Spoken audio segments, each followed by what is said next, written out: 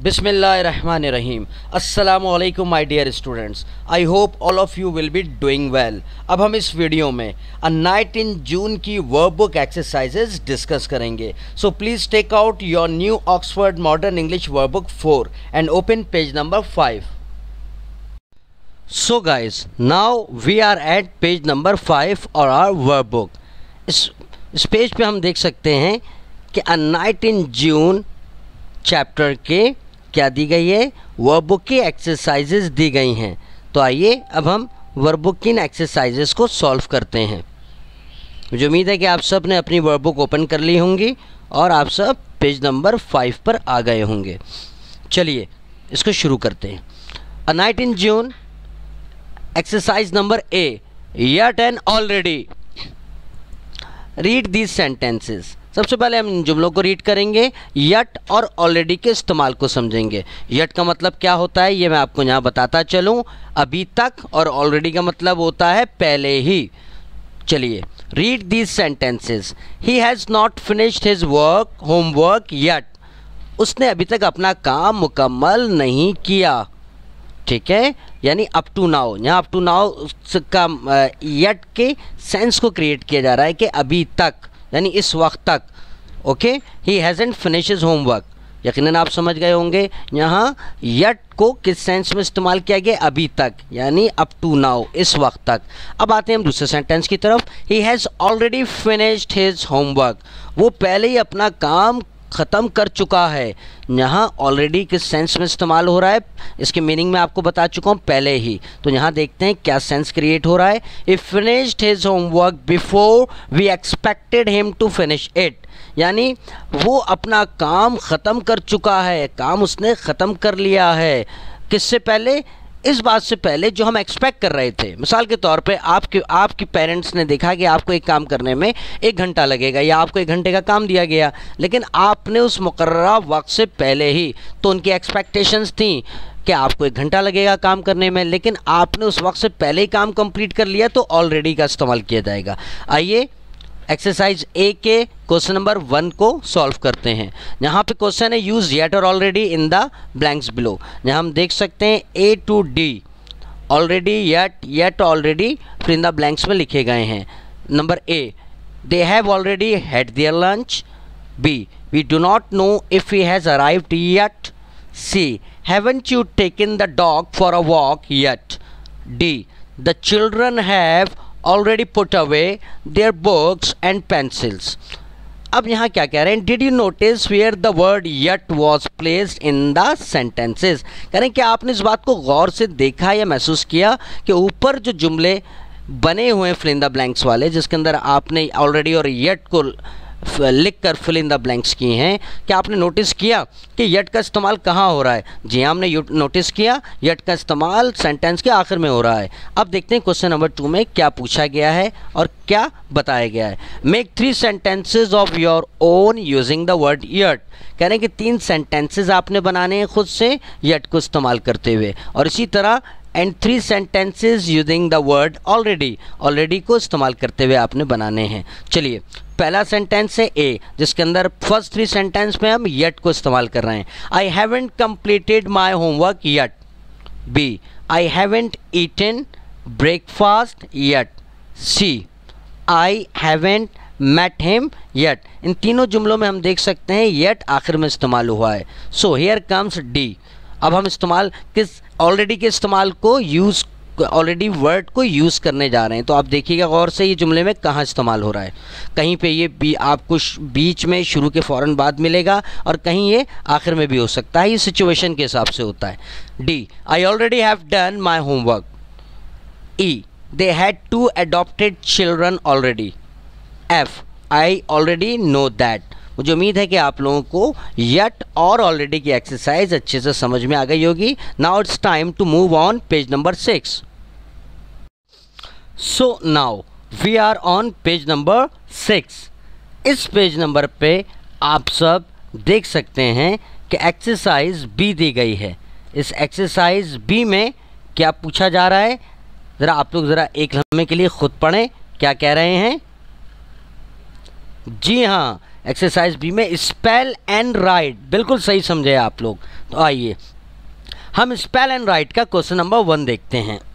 Question number 1, arrange these list in alphabetical order, first find the word that does not fit in the list and cross it out. तो इसमें ये बताया गया है बच्चों कि अरेंज करें, नीचे कुछ एक लिस्ट दी गई है, जैसे मैं पढ़ने जा रहा हूँ, मेरे साथ साथ पढ़िएगा। कॉलिन, जैद, कोयटा, निक, हसन, मरियम, अली, ये तकरीबन 7 नेम्स लिखे हुए हैं चीज़ों के। ओके, अब इसके अंदर क्या ख़ास बात है? ख़ास बात ये है कि इसके अंदर एक नाम ऐसा है जो इस लिस्ट में मैच नहीं करता। यकीनन आप मेरी बात समझ गए होंगे। जब नाम लिखे हुए हैं इंसानों के और फिर उसके साथ किसी शहर का नाम लिख दिया जाए तो यकीनन ये लिस्ट के अंदर क्या है, ये फिट नहीं होता लिस्ट के अंदर। डेफिनेटली आप मेरी बात समझ गए होंगे। ये तो सब इंसानों के नाम हैं, लड़का या लड़की के, लेकिन ये शहर का नाम है जो कि मिसफिट है इस लिस्ट में। तो सबसे पहले काम आपने क्या करना है, आप इन सबको अल्फ़ाबेटिकल ऑर्डर में लिख देंगे। तो ए से अली, ए के बाद सी जो गिवन है उसके हिसाब से चलेंगे। कॉलिन, फिर एच से हसन, फिर मरियम, एम से, एन से निक, ये जो कोयटा है ये भी आप लिख दीजिए यहाँ पे, और फिर आखिर में जेड से जैद। तो क्या करेंगे आप, ये कोयटा लिखने के बाद इसको आप क्रॉस कर देंगे, जिसका मतलब होगा कि आपने इस लिस्ट को अल्फ़ाबेटिकल ऑर्डर में अरेंज कर दिया है। लेकिन इसके अंदर एक जो एक वर्ड है मिसफिट है इस लिस्ट में, वो कोयटा है, इसको क्रॉस कर देंगे। इसी तरह बी कर लेंगे आप। बी के अंदर मिसफिट वर्ड क्या है, आइए देखते हैं। पहला है any, some, few, bank, lots, only, every. Sorry, ये एनी है, ठीक है, ये मिसप्रिंट हुआ है बेटा। ज़रा आप लोग अपनी भी वर्कबुक में देख लीजिएगा। पहले तो मैं समझा था शायद कोई नाम इसके अंदर लिख दिया गया है, बट जब मैंने इसके नीचे देखा सोल्यूशन में तो मुझे पता चला ये एनी है। तो अगर आपकी भी वर्कबुक में ये ANU लिखा हुआ नज़र आ रहा है, मिसप्रिंट हुआ है, टाइपो एरर है, तो आप भी इसे वाई कर लें। तो अब मैं इसको दोबारा पढ़ने जा रहा हूँ। Any, some, few, bank, lots, only, every. तो हम जानते हैं एनी का मतलब कोई भी, सम कुछ, फ्यू चंद एक। तो इसी तरह ये एक लिस्ट बनाई गई है जहाँ लॉट्स, ओनली, लॉट्स का मतलब बहुत ज़्यादा, ओनली सिर्फ, एवरी हर एक। तो इस पूरी लिस्ट को सबसे पहले आप क्या करें, अल्फ़ाबेटिकल ऑर्डर में अरेंज कर लें। ए से स्टार्ट होता है जो वर्ड वो पहला हो जाएगा ABCD के हिसाब से, एनी। बी से बैंक, एवरी, फ्यू, इसी तरह L से लॉट्स, O से ओनली, S से सम। तो इसके अंदर यकीनन अब आप लोग मुझे बताइए कौन सा वर्ड है, मुझसे पहले आप लोग बताएंगे शाबाश कि कौन सा वर्ड है जो मिसफिट है। जी हाँ, वो है बैंक। यकीनन आपको पता होगा बैंक किसे कहते हैं। बैंक बिल्कुल उसे ही कहते हैं जो बिल्कुल आपके जहन में आ गया। रोज़ाना आप स्कूल आते जाते, घर से बाहर आते जाते कहीं भी देखते हैं बैंक्स, MCB बैंक, हबीब बैंक, ठीक है, बैंक अल-फलाह, बहुत सारे बैंक। एक तो इसे बैंक कहते हैं, दूसरा एक मीनिंग और है बैंक का, दरिया के किनारे को भी बैंक कहते हैं। चलिए अब आगे चलते हैं। सी, यहाँ भी वही तरतीब है, बोट, ब्रिंग, बास्केट, बैल, बाइसन, बुलेट, बस। तो अब हम ये देखेंगे, सबसे पहले तो मैंने अल्फ़ाबेटिकल ऑर्डर में अरेंज कर लेंगे। पहला क्या है, अल्फ़ाबेटिकल ऑर्डर के हिसाब से ABCD के हिसाब से बास्केट, दूसरा है बैल, तीसरा है बाइसन, चौथा है बोट, फिर है ब्रिंग, फिर है बुलेट और फिर है बस।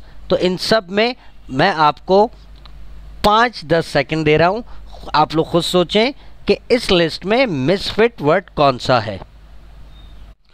जी मुझे उम्मीद है यकीनन आप लोगों ने सोच लिया होगा वो वर्ड है ब्रिंग। इसे आप क्रॉस कर देंगे क्योंकि ब्रिंग जो है वर्ब है जिसका मतलब है लाना। अब आइए हम एक्सरसाइज बी के क्वेश्चन नंबर 2 को डिस्कस करते हैं। देखिए इसमें क्या पूछा जा रहा है, right the opposites of the following, यानी उर्दू में हम इसे क्या कहते हैं, अल्फाज ज़िद। तो कुछ वर्ड दिए गए हैं, हमें इसके अपोजिट्स लिखने हैं। ए, स्मॉल का बिग, हैवी का लाइट, सी कोल्ड का हॉट, फेयर का अनफेयर, शार्प का स्लो, ब्राइट का डल, इन का आउट, ओवर का स्टार्ट, रिच का पुअर। तो बच्चों यकीनन आप exercise B spell and write को अच्छे से समझ गए होंगे। और एक्सरसाइज बी के बाद अब हम सॉल्व करने जा रहे हैं, शुरू करने जा रहे हैं एक्सरसाइज सी, जो कि है यूजिंग अ डिक्शनरी। भाई इसके अंदर आप लोगों को क्या कहा जा रहा है कि आइए डिक्शनरी का इस्तेमाल करते हैं, यानी डिक्शनरी का इस्तेमाल करते हुए यह एक्सरसाइज की जाएगी। तो सबसे पहले हम देखते हैं डिक्शनरी की डेफिनेशन क्या दी गई है। The dictionary is a useful book, ठीक है, यानी डिक्शनरी एक बहुत मुफीद और फ़ायदे वाली किताब होती है। In a dictionary you can find the meaning of a word, how to spell it और हाउ टू से इट। यानी डिक्शनरी एक बहुत ही कारामद, फ़ायदेमंद और मुफीद किताब होती है, जिसके अंदर जो लफ्ज़ हमें ढूंढना होता है या जिसके मीनिंग्स हमें नहीं पता होते हैं, हम उस लफ्ज़ को ढूंढ सकते हैं। और ना सिर्फ उस लफ्ज़ को ढूंढ सकते हैं बल्कि हमें ये भी उसके ज़रिए पता चलता है, यानी डिक्शनरी हमें ये भी बताती है उस लफ्ज़ को स्पेल कैसे करना है, यानी प्रोनाउंस कैसे करना है और उसको कहना कैसे है, ठीक है, यानी स्पेलिंग उसकी क्या है, स्पेलिंग कैसे पढ़नी है और उसको क्या करना है, हमने कहना कैसे है। तो आइए एक्सरसाइज 1 को देखते हैं। Find these words in a dictionary, इन लफ्ज़ों को डिक्शनरी में तलाश कीजिए। See how fast you can do it, और देखते हैं कि कितना जल्दी से आप तलाश कर सकते हैं। Write down the meaning of each word, और फिर क्या करें, उसे जल्दी से ढूंढने के बाद उनके मीनिंग्स नीचे दिए गए वर्ड के आगे लिख दें। सबसे पहले है ए, जिराफ। यकीनन आप डिक्शनरी, मेरा मशवरा आपको ये है, ये तो एक सॉल्व एक्सरसाइज है, लेकिन आप ज़रूर डिक्शनरी को कंसल्ट कीजिएगा ताकि आपको डिक्शनरी देखना आ जाए। तो जिराफ के मीनिंग क्या है? A very tall African animal, यानी एक बहुत ऊंचा बड़ा अफ्रीकन एनिमल। और वो ये बना हुआ, यकीनन आप समझ गए होंगे क्यों इसको ऊंचा और ऐसा लंबा कहा गया है, क्योंकि ये होता ही लंबा है और ये ज़्यादातर अफ्रीका में ही पाया जाता है। बी है ऑयस्टर। ऑयस्टर क्या है? एक सी क्रिएचर है, एक समंदरी मखलूक का नाम है। यहाँ आप देख सकते हैं यह है ऑयस्टर, इस तरह दिखाई देती है। The third one is C, stag. Stag का क्या मतलब होता है? A male deer. भाई डियर आप जानते हैं कि हर जानवर में, हर चीज़ के अल्लाह ताला ने जोड़े बनाए हैं, मेल फीमेल। तो इसी तरह फीमेल हिरन को कहते हैं, ठीक है, यानी वो फीमेल डियर होता है, हिरन होती है, और इसी तरह उसका जो मेल होता है उसको स्टैग कहते हैं। तो आइए बच्चों अब हम अपने नेक्स्ट पेज की तरफ बढ़ते हैं। Now we are going to deal with page number 7। इस पेज नंबर 7 में आप लोग देख सकते हैं कि एक्सरसाइज डी दी गई है, जो कि अ क्रॉसवर्ड के नाम से दी गई है, जो कि एक क्रॉसवर्ड है। यहाँ पे क्रॉसवर्ड का पैटर्न बना हुआ है, बॉक्सेस बने हुए हैं, नंबरिंग दी गई है 1 2 3 4 5। ये वर्टिकल नंबरिंग है यहाँ पे, यानी जो भी वर्ड लिखेंगे आप वो वर्टिकल तरीके से लिखा जाएगा। और फिर इसी के साथ साथ यहाँ 6 आप देखें, ये हॉरिजॉन्टल तरीके से आप लिखेंगे, 7 में भी हॉरिजॉन्टल है, ठीक है। तो यहाँ कुछ क्लूज़ दिए गए। अक्रॉस की हेडिंग है, अक्रॉस में आप क्या देखते हैं कि नंबर 1 पढ़ें, व्हेन यू आर टाइड you down, you dash down, इस तरह आप समझ लें। तो नंबर 1 में हम क्या पढ़ेंगे? लाई, LIE लाई, यानी यहाँ लाई के बेटा कुछ दूसरे भी मीनिंग्स होते हैं। हम सुनते आए कि लाई का मतलब है झूठ बोलना, लेकिन यहाँ लाई का मतलब है लेट जाना, यानी जब आप थके हुए होते हैं तो you lie down, you love to lie down, आप लेटना पसंद करते हैं ताकि कुछ आराम कर सकें। इसी तरह नंबर 1 के बाद आप नंबर 2 पे आइए। नंबर 2 है, अब ये डाउन में है, ये अक्रॉस है, अक्रॉस मीन्स हॉरिजॉन्टल, ठीक है, और डाउन का मतलब क्या है? वर्टिकल। तो हम यहाँ, मैं आपकी एक एग्जाम्पल पढ़ के बता रहा हूँ ताकि आपको ये एक्सरसाइज सॉल्व करने में आसानी हो जाए और ये भी पता चल जाए कि इस एक्सरसाइज को सॉल्व कैसे करना है। ये जब आप सेंटेंसेस पढ़ेंगे और यहाँ देखेंगे तो आपको खुद पता चल जाएगा कि जो सवाल किया गया उसका सही आंसर क्या है। यहाँ हम देखते हैं, these large animals have Trunks but do not pack them. तो यहाँ क्या लिखा हुआ है कि ये एक बहुत लार्ज बड़ा सा जानवर होता है, लेकिन वो उन्हें क्या करता है? But do not pack them, वो जो जिस चीज़ के बारे में पूछा गया है वो उसे पैक नहीं कर सकते, यानी उन्हें पैक नहीं करता है। तो वो क्या चीज़ है? यहाँ हम देखते हैं डाउन में एलिफेंट्स, ठीक है, ये वर्टिकल में लिखा हुआ है, वो कौन सा जानवर है जो बहुत बड़ा होता है, एलिफेंट्स। मुझे उम्मीद है बच्चों कि मेरे बताए गए तरीके से आप इन क्लूज़ के ज़रिए आंसर्स को यहाँ देख सकेंगे और आसानी से इस एक्सरसाइज को भी सॉल्व कर लेंगे। आइए अब हम बढ़ते हैं अपने नेक्स्ट पेज की तरफ। Now here comes the last page of our workbook exercise. मुझे उम्मीद है कि अभी तक जितना भी हमने डिस्कस किया है वर्कबुक एक्सरसाइजेस को यकीनन आप लोग अच्छे से समझ गए होंगे। यहाँ कुछ क्वेश्चंस दिए गए हैं, पहले मैं वो पढ़ रहा हूँ, गौर से सुनिएगा। Why is the boy smiling? इसमें एक सवाल किया जा रहा है कि बच्चा क्यों मुस्कुरा रहा है। सेकंड वन है where are the boy's friends? कि लड़के के दोस्त कहाँ हैं।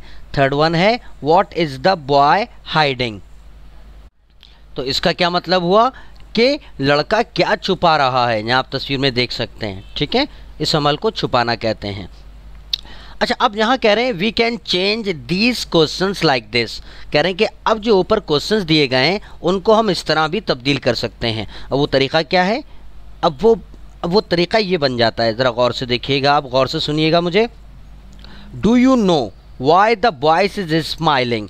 अब ये सवाल आपसे बराह रास्त किया जा रहा है, क्या आपको पता है कि वो लड़का क्यों मुस्कुरा रहा है? इसी तरह सेकंड सेंटेंस को इस तरह हम बना सकते हैं, do you know where the boy's friends are? क्या आप जानते हैं लड़के के दोस्त कहाँ हैं? बिल्कुल इसी तरह थर्ड सेंटेंस को भी चेंज किया गया है, do you know what the boy is hiding?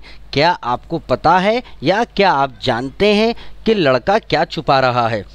यकीनन ये दो एग्जाम्पल जो दी गई हैं, तीन सेंटेंसेस यहाँ देकर हम जो अगली एक्सरसाइज करने जा रहे हैं ये उसी से मुताल्लिक़ है। ये तीन जुमले यहाँ पे हमारी प्रैक्टिस और एग्जाम्पल के लिए दिए गए हैं, जिन्हें हम इस तरीके से इस दी हुई एक्सरसाइज में चेंज करेंगे। तो क्वेश्चन क्या है? Question number 1, change these questions in the same way. तो लिहाजा अब हमें इस तरह के क्वेश्चन दिए गए हैं और उन्हें बिल्कुल इसी तरीके से चेंज करना है। तो पहला सवाल है, मैं तीन आपकी सहूलत और आसानी के लिए पढ़ के सुना रहा हूँ, आप मुझे गौर से सुनिएगा। Where is the post office? Post office कहाँ है? तो उसको आप न्यू चेंज कर देंगे, कन्वर्ट कर देंगे। Do you know where the post office is? क्या आप जानते हैं कि पोस्ट ऑफिस कहाँ है? B, what is the postmaster's name? Postmaster का नाम क्या है? इसको आप इस तरह चेंज कर देंगे, do you know what the postmaster's name is? क्या आप जानते हैं कि पोस्ट मास्टर का नाम क्या है? Here comes the C. Where does the postmaster live? Post master कहाँ रहता है? पोस्ट मास्टर जानते हैं ना बच्चों आप कौन होता है? पोस्ट ऑफिस जो होता है वहाँ का जो एक पोस्ट मास्टर होता है जो बड़ा, उसको पोस्ट मास्टर कहते हैं। ये एक डेजिग्नेशन है, ये एक ओहदा है जो पोस्ट ऑफिस में जो पोस्ट मास्टर होता है उसको दिया जाता है, जैसे स्कूल में टीचर होता है। ओके बच्चों। सी है where does the postmaster live? Postmaster कहाँ रहता है? तो इसको आप किस तरह चेंज करेंगे, do you know where the postmaster lives? क्या आप जानते हैं कि पोस्ट मास्टर कहाँ रहता है? इसी तरह आप DEFGH को, जो तरीक़ा मैंने आपको बताया, जो एग्जांपल्स मैंने आपको समझाई, उसी तरीके से आप सब इसको सॉल्व कर लेंगे। मुझे उम्मीद है कि आप सब अपना काम अच्छे से कर लेंगे। ठीक है बच्चों, बताए गए तरीक़े के मुताबिक काम कीजिएगा, इंशाल्लाह जल्द मिलेंगे।